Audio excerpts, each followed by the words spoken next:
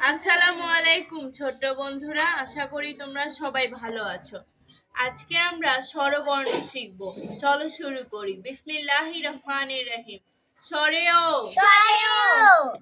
স্বরেয়া রস্বই দীর্ঘই রস্যু দীর্ঘ রি এ ওই ও ও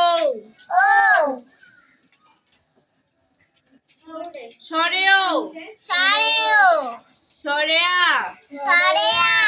রস্বই দীর্ঘই রস্যু দীর্ঘ রি